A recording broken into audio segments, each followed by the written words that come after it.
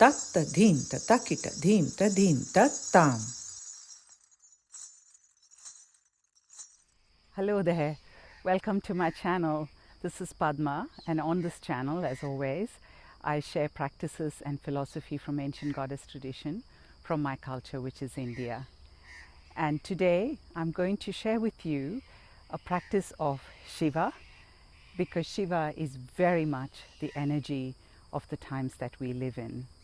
So we are living in times where there's a lot of unpredictability, there's a lot of dismantling perhaps to our minds, there's a lot of what might appear like very destructive energies, uncertainty, chaos. And Shiva, of course, is the great destroyer, creator, dancer, and you can see this confluence of all these dimensions in this one divinity. And Shiva's invitation is not that we take a unrealistically positive attitude to what's going on, but that when we find the flow in the reality around us, when we are able to move in the reality around us, then there is a wisdom that opens up. There is a momentum that happens in us. Because sometimes when we resist reality, which is what our minds are usually doing, because the mind is totally incapable of unpredictability and uncertainty. The mind always wants to control reality, it wants to conquer reality, it wants to create a problem-solving template, find a cause-effect thing, and you can see we live in times where reality is very elusive. It's eluding a lot of those templates of the mind. And when we come into resistance, then we find ourselves in a kind of paralysis, or there is this contraction of energy. So Shiva's invitation is, what is this movement around us of reality? And how can we move that? How can we find that momentum within us? And in finding that momentum, we actually unleash a lot of energy. And of course, no matter what we want to do, we want to have energy. We need energy to be open to what's going on around us rather than resisting, to see how we navigate what's going on around us. And sometimes navigation isn't simply about resisting or trying to problem solve immediately. It's almost like you need to kind of hang around to figure out what is happening, what is going on here, what is the intelligence of reality here, what is the wisdom of reality here. And through that comes away the energy to navigate. So this is this beautiful invitation of Shiva. And the practice I'm going to share with you today is a very simple practice, and it's a practice that is from one of the preparatory practices from the Natya Shastra, which is the ancient text on dance, several thousands of years old. And what we're going to do in this practice is we are actually going to bring the mind into the body, the duality of the mind into the body, and we're then going through the body to move beyond the duality. Because when we resist something, we are in duality. And duality is the big paradigm of the mind, good and bad. I like this and I don't like that, and this is a problem and that is a solution. And so the mind is completely enveloped in duality, and the big part of the duality is that there is the mind and the body. That, of course, is a very big duality of the mind. So we're going to bring the mind to the body with its duality, and then we're going to move the body beyond the duality, and then we see what that unfolds. So let's start by dropping in to the lower body. We just push the hips back a little bit, loosen up those hips, opening the feet to the ground and dropping the weight into the feet, really connecting to that ground. And then with our hands, just with the fingers just moving, fluttering lightly. So we are going to invoke on the right side of the body, we're going to invoke Shiva with the hand. So Shiva is the mind that is in the body, the mental consciousness that has returned to the body. That is the Shiva. And that's why Shiva is so important in our times, because when the mind is very strong, we need to start with the mind. And so the energy of Shiva, the invocation of Shiva, is always trying to go from the mind towards the body. So Shiva. And what we're going to do with our lower body is that you lift the foot up and you brush it gently on the inner leg on the other side. If you're wearing a skirt, you can feel the skin. You know, your foot is feeling the skin on the inner side. So this is really intimate.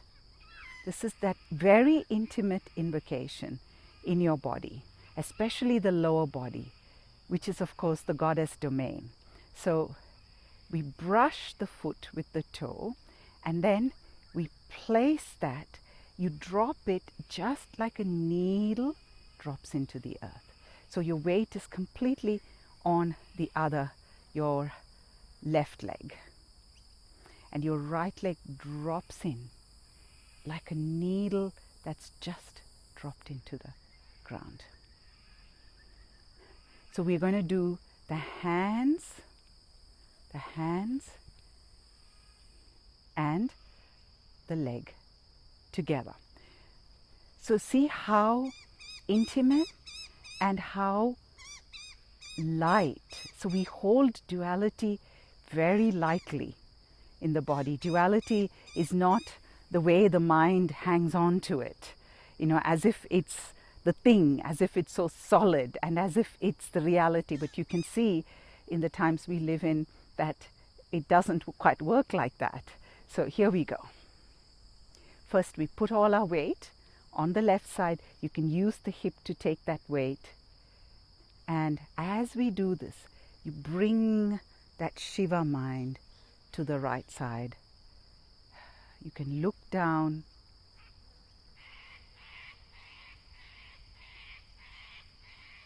Invoking the mind. And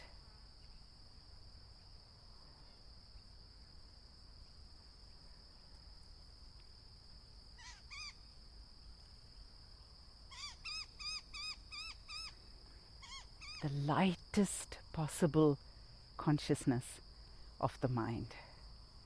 The lightest possible, not the heavy mind that doesn't want to move, doesn't want to flow, but the lightest possible offering. And we go now to the other side. So we bring our weight onto the right leg, the hips, into the hips. And in the same way, but on this side, we invoke Vishnu. Now Vishnu is the deity of nature. So the body, nature, and you see how for the mind there's a separation. So we're bringing that separation, but we're invoking it in a very different way. We're bringing it down into the body. So again with Vishnu, same thing.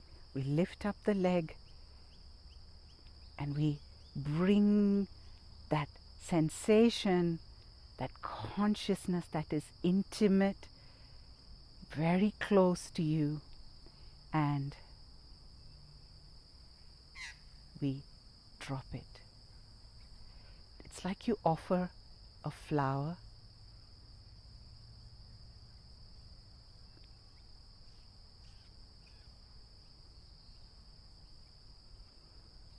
and then we go to something that is beyond this Shiva, Vishnu, the mind, body, nature in our body, through our body, and that is this movement, which is the foot is on the ball of the foot and the other foot goes up to the navel. So this is inherently unstable.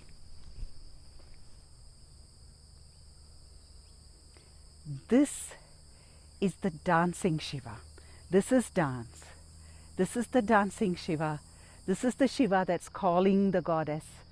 This is the beginning of the goddess world. So here it is again. The left leg is on the ball of the foot, and the right leg. There's no way to be stable. So reality is not fixed. It's always, to our minds, it appears unstable, because the mind has this need for everything to be bedded down. But reality is always fluid. Always there is this momentum, there is a flow, there is movement in reality. And that is why in many ancient traditions, dance was the embodied practice of consciousness that aligns with the fullness of reality. So let's do this one more time. And this time I'm going to invite you, don't just drop it, because our minds, once it's unstable, the mind just cuts off. So I'm going to invite you now to go into this instability, what our minds think is unstable. Let's see what is the momentum there. So stay really present in it there's no passivity here, so we don't go into passive wait, but we're going to stay very present, and we're going to see what the momentum is. So here we go.